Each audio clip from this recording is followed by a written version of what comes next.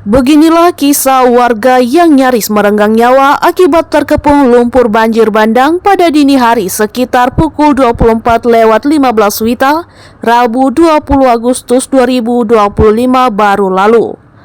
Di mana Ibu Fitri saat itu terseret arus banjir bercampur lumpur hingga tersangkut di mobil Avanza yang tengah parkir di Jalan Trans Sulawesi. Kami tidak bisa keluar karena pintu tidak bisa terbuka. Banjir lumpur sudah setengah badan. Paksa buka pintu, tidak bisa terbuka pintu depan. Terus pada saat itu kami berdua terkurung di dalam dengan Pak Dusun. Kami mencoba mencari jalan keluar dari dalam rumah untuk menyelamatkan diri. Di samping itu kami melihat sendiri rumah yang roboh dan arus banjir yang begitu cepat di depan kami dan di belakang kami, di sekitar kami di dalam rumah. Kami bisa keluar lewat dinding rumah samping yang sudah rubuh. Kami sama-sama dengan lumpur, tapi tidak kena. Kami berusaha menyelamatkan diri karena menghindari rongsokan dan kayu-kayu yang ada di sekitar. Kami selamat keluar dari dalam rumah. Tiba di depan rumah saya terendam air lumpur. Bersyukur Pak Dusun bisa tarik saya. Terus jalannya begitu Pak. Terus dia tarik saya. Kemudian kami berdua berusaha dengan lumpur sekalian. Di samping itu melawan arus lumpur yang lagi berjalan dengan kami menghindari rongsokan rumah yang sudah rubuh, yang terbawa juga dengan banjir lumpur. Kami berusaha menjangkau jalan raya. Kami bisa lewati jalan raya dan arus begitu cepat dan besar bersama-sama dengan kami. Sampai kami terpontang-panting dan kami bingung, tidak ada siapapun waktu itu malam itu gelap.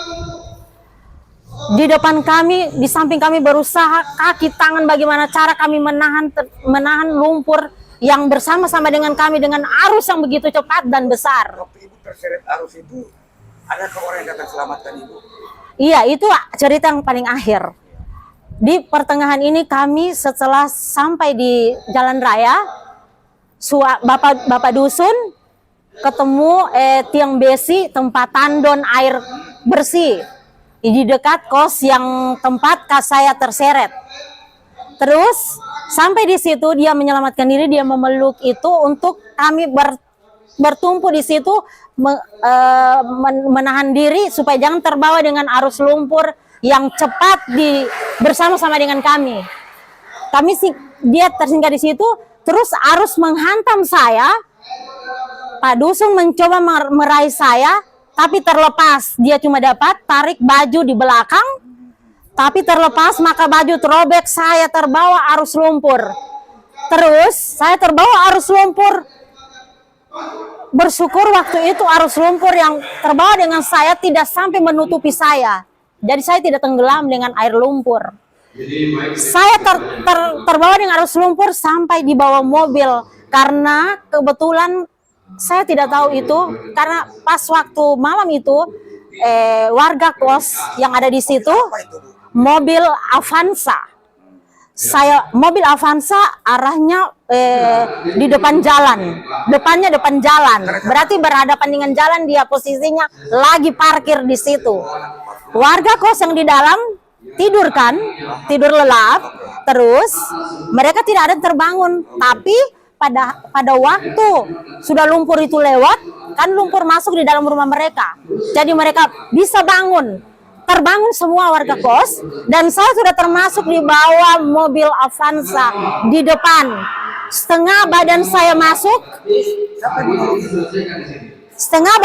masuk, Pak. Terus airnya, saya berhadapan dengan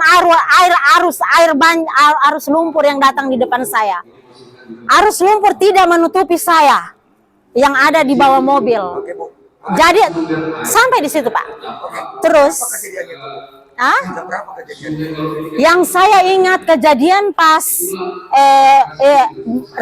rumah masuk banjir rumput dan roboh jam 12.15 tepat. Karena kami keluar dari kamar dengan Pak Dusun, masih saya sempat melihat jam dinding. Menyikapi hal tersebut, pihak PT Bumanik mengatakan telah mengambil langkah cepat untuk penanganan terdampak banjir bandang. Penanganan langkah cepat ini sebagai tanggung jawab moral perusahaan dalam peristiwa ini dan berharap kejadian ini tidak terulang lagi di masa yang akan datang. Keprihatinan yang sebesar-besarnya terkait dengan dampak bencana ini yang kita tidak pernah merencanakan, ya kita tidak pernah menginginkan hal seperti ini terjadi. Dan tentu karena ini terkait dengan area di dalam salah satu iup PT Bumanik, maka tentu sebagai tanggung jawab moral kami ikut bertanggung jawab. Salah satu bentuknya adalah dengan quick respon kami pada hari pertama dengan mengirim beberapa anggota untuk memastikan verifikasi area-area yang terdampak yang sekiranya bisa segera teratasi pada kesempatan pertama, yaitu penyediaan air bersih, kemudian mengirim water truck, dan juga berkoordinasi dengan beberapa pihak untuk bisa mengirimkan bantuan dalam hal pemenuhan logistik, makanan, dan lain sebagainya. Intinya pada kesempatan hari ini juga tindak lanjut dari kejadian kemarin, maka kami sudah membuat berita acara dan berupaya untuk mengikuti seluruh prosedur yang ada, dan kami berharap penanganan bisa segera teratasi dan tidak terulang kembali. Tim MSTV melaporkan, Clara mengabarkan.